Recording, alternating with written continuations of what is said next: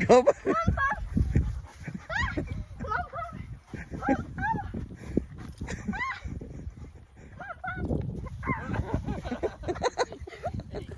Morning, everybody. How's all my YouTube friends doing this morning? So, man, have we got it going on? Let me cut this on, that light on. So I come back here. Let me get y'all turned around and show you what all we got going on today.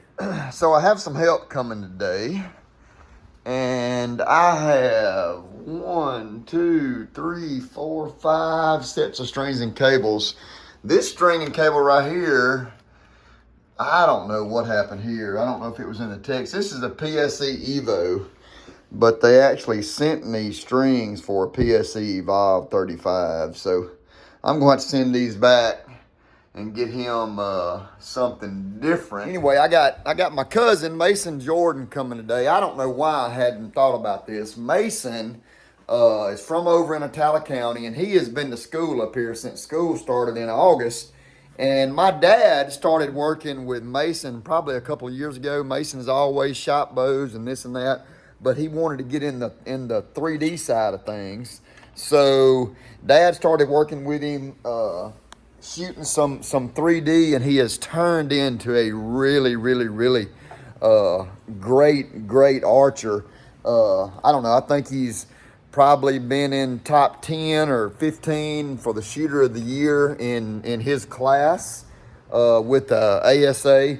But and he's really turned into a pretty good little bow mechanic, and that's one thing people don't understand. If you're going to shoot competitively and this and that, then you really need to learn to work on your own archery stuff. So he has, and he stopped by one day, and I was like, hey man, you ought to come up here and help me out some. So he actually came in here maybe last week, and we talked about getting together and doing a little work. And then I called him yesterday and I said, hey Mason, I got a bunch of strings and cables in, so you want to run up here and help me out? Because like I am, I'm just a one-man show. Well, he got here yesterday and we talked, and wait till y'all see what happened to Mason. And so I'll tell you the story then, but I'm fixing to get to work on some of these strings and cables, and he's going to come help me out, and we'll see if we can learn a little bit together today. So I'll tell y'all what else I got going on. Also, I'm trying to get all my bows out. So I think I have a place out here for about 13 bows. So I'm gonna go back here where I keep my bows in the gun room back here. Let me go. Let's see, that door's locked. So let me get a key, and I'll start getting some bows out, and I'll kind of show y'all what I'm gonna do. All right, so I'm gonna count right here. My bow rack is pretty full here in front of the store, but I have learned. Let's see, I got 1, 2, 3, 4, 5, 6, 7, 8, 9, 10, 11, 12, 13. So I got 13 places for bows. So sometime today I got some of these boxes are empty. I think there's 2, 4, I got 5 out here. I'll get another 8 bows. I have learned through the years, even though this rack is full, and this is for anybody out there, even though it's sort of full, if I keep that bow rack slam full of bows, and I'm talking about keep a bow in every hole, it is crazy how you will sell more bows when you keep that rack full. You know, as long as you got 30 or 40 bows out there, then it is pretty easy to sell bows versus if I keep this rack just with 4 or 5 bows on it, then it's funny. You won't hardly ever sell those 4 or 5 bows. But if you keep 40 out there, you'll sell 3 or 4 bows a day. So I'm gonna try to get that filled up today too. And then most of my accessories here, they are, they're not really getting low, but I do need to get them all filled up. So I'm gonna kind of go back there today, go through my back stock. I mean, just like that, there's only one of those sights. These I only got 3. I know I got some more of those out there, but I just want to go back there since we're getting started into bow season. I want to make sure every single thing I have, and I know my CBE stuff has gotten pretty low. Like, you know, I'm about out of stabilizers, I'm out of quivers. I had a bunch of quivers there. There's a couple of sights I'm out of. My lighted knocks and my releases are kind of getting down, kind of low. So I'm just going to get back there today while I got some time, and especially while Mason's here, and I'm going to make sure all of my archery stuff is completely full. And if I got room, I'm going to just go ahead and get it all out. So y'all come follow along. Let's have a good day around the bow shop.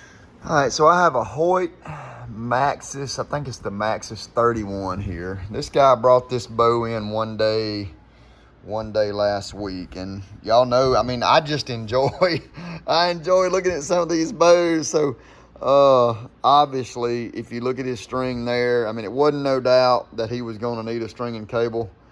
I mean, string for sure, cable, yes, but look, so the last time he was getting ready to shoot it in his yard, look, I mean,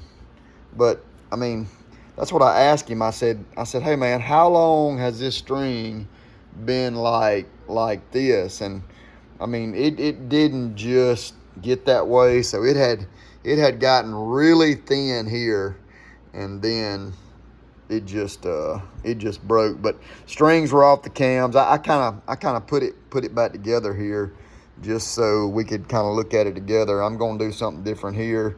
As bad as I hate to use the footballs, I do like the little footballs better than I do all that mumbo jumbo. I don't know who tied that in or why they did it like that, but we're going to get this bow kind of set up and see if we can bring it back to life. I may take some time and clean it up for him too. It's kind of dirty and nasty, so let's get it knocked out.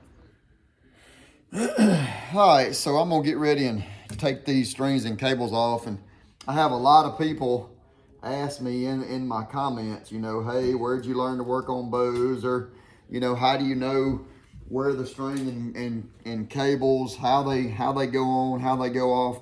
That's really not that big a deal, to be honest. And if you kind of like I talked about earlier, I got Mason coming today.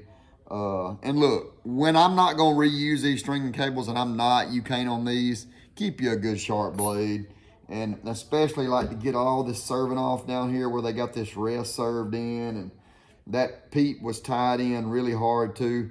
Just, I mean, it'll take you forever to try to get that off of there. So just cut it off. But it's, you know, on these string and cables, single cam bows all work the same way. So those string and cables go on one way, and all single cam bows go back on the same way. So it's really not that big a deal. But on a bow you really just don't know about. So let's say we take this split bus cable. So it's a split bus. He wanted the red and black twist. So it's gonna look really good. If you have any doubt of how it's supposed to go, then only take one end off at a time.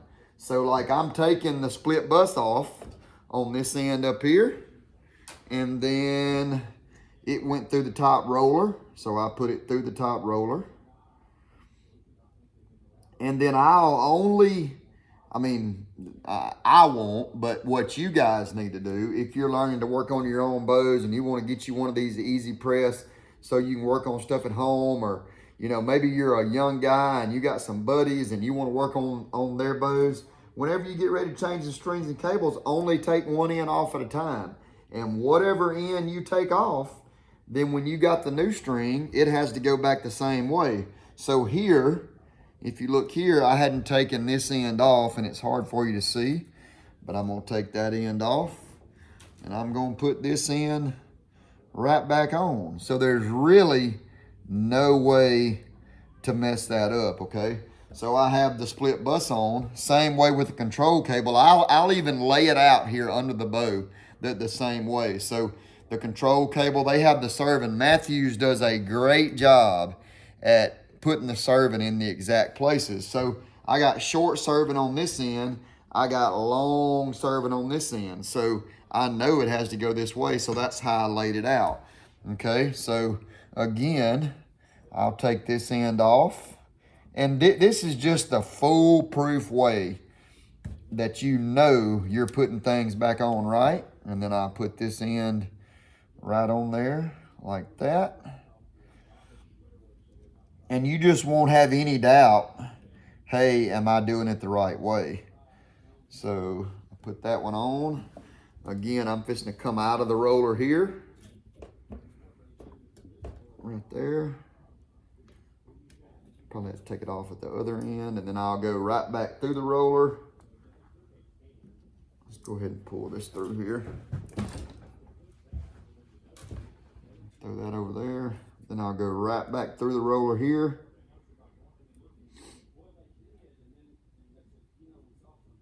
Because all of these roller guards and cable slides and stuff like that can be different, especially on these 2-cam bows.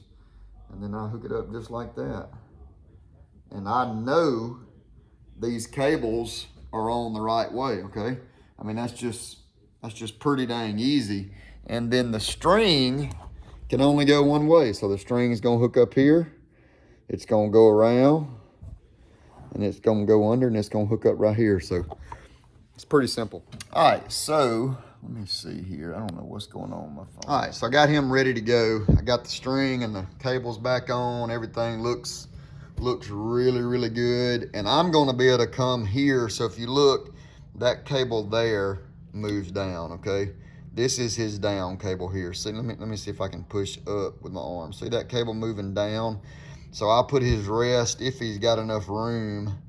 And he probably don't right there because they had cut it so short. So I will get him a new piece of cable to go in this rest right here. It's pretty easy to change. I'll fix that. Maybe I got some red, kind of dude him up a little bit. I'll tie his loop, and then his peep sight was 7 inches from the center of his loop to the center of his peep. So I'll get that fixed up, and I'll have this Hoyt Maxis 35 ready.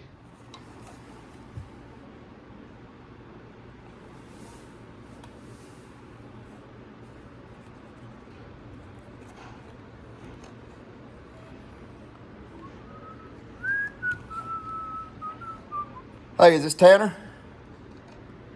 Hey, it's Slade at Owens. How you doing, man?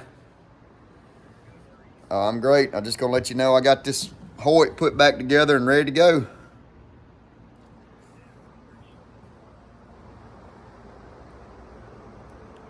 All right, sounds good. We'll be here. Thank you. All right, man. Bye-bye. All right, so I got this Mission Craze right here. I got new strings and cables put on it. His peep sight was 4 inches above center of his loop, and he's got one of these rubber tube peeps in it, but I am very leery to put that peep sight back at 4 inches and serve it in, because I'd like to kind of work with this guy a little bit and see if we can't get that peep up around 6 or 6.5 inches. If you look, just the way his sight and all is, I really need to get him a new rest on here. I mean, that little plastic piece right there is wore slap out. So I'm gonna put the peep in it, but I'm probably not gonna serve it in.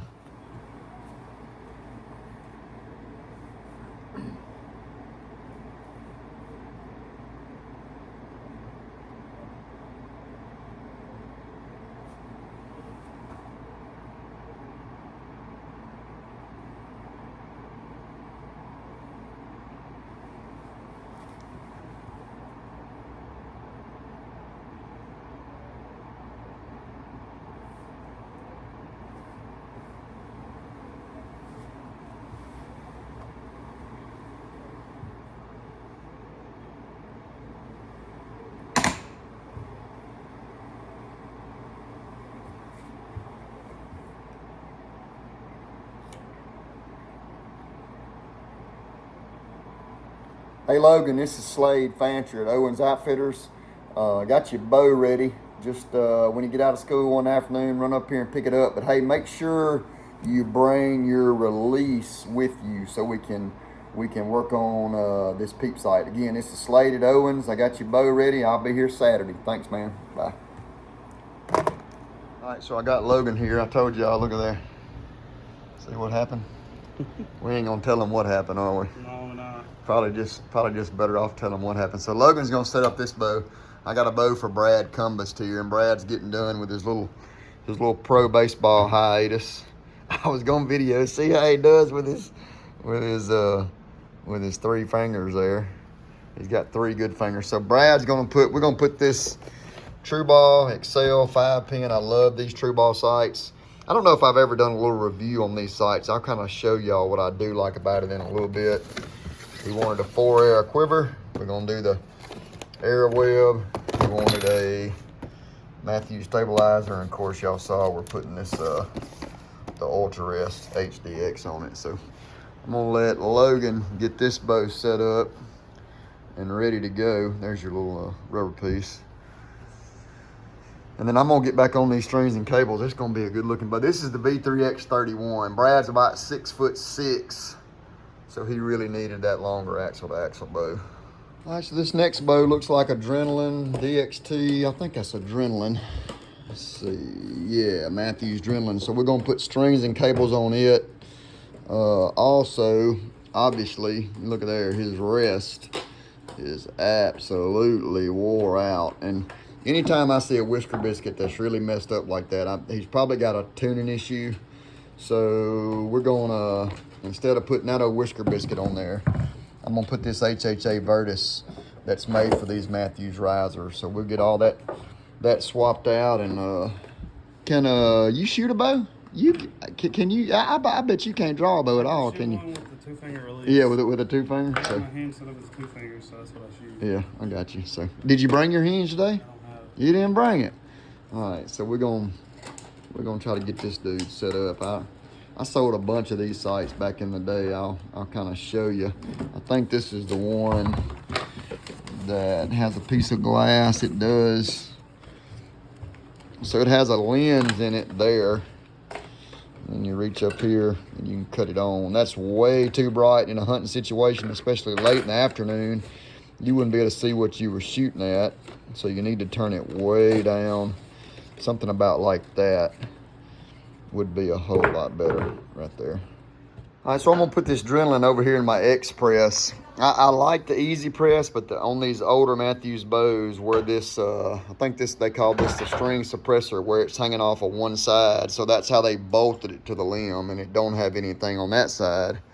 And then here, the string suppressor is on the opposite side. So if you're using an easy press, the fingers really don't, if you put the fingers like this, then they don't push the same on the limbs. Even if you adjust this one a bunch, I still don't like it. Puts a lot of torque and angle on this idler. So it's easy for me to come over here and set it up. And if you'll see, so it goes in the riser there, in the riser here. I have an arm there, an arm here. And then when I get ready to press it, this is still one of my favorite presses. A lot of guys may not like them, but watch. So it moves, and just that easy, we got it pressed. And I like it because so the cams, you can get your hands in and out of here when you're getting the strings and cables on. So I really, really, really like the Sure-Lock Express. One of the best presses ever to me.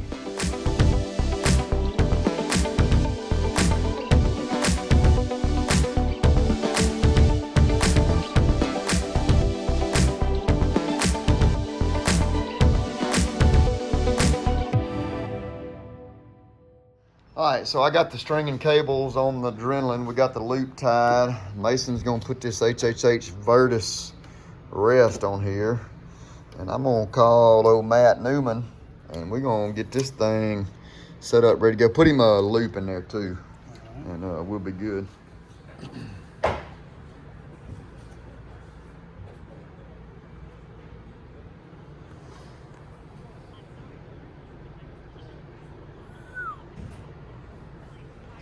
Hey Matt, this is Slade at Owens Outfitters. Just gonna let you know we got your bow ready. You can come pick it up at your convenience. Thanks, man. See you later. Always good to be able to leave a voicemail. So, all right, so we got those about done. I got one more we're gonna do, really two more back here. I got a little PSE bow madness, and I got this little diamond, and we'll be about done with these stringing cables.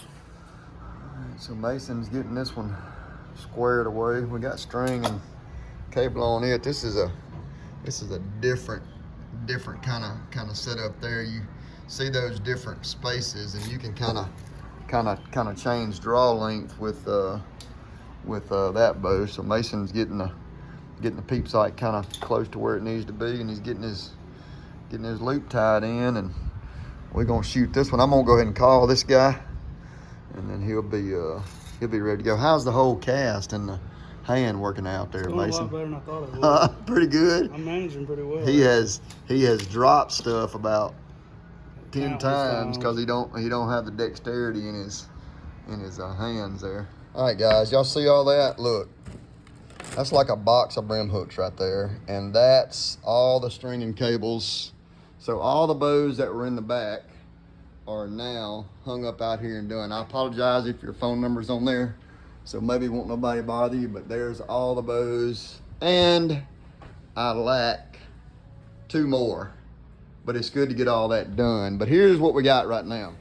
So Mr. Brooks Tinsley came in here today, and if you don't know, there is a new boot brand on the market, and if you hadn't heard of it, they are called Lite boots. Okay, there's the boots right there, and I'm gonna tell you.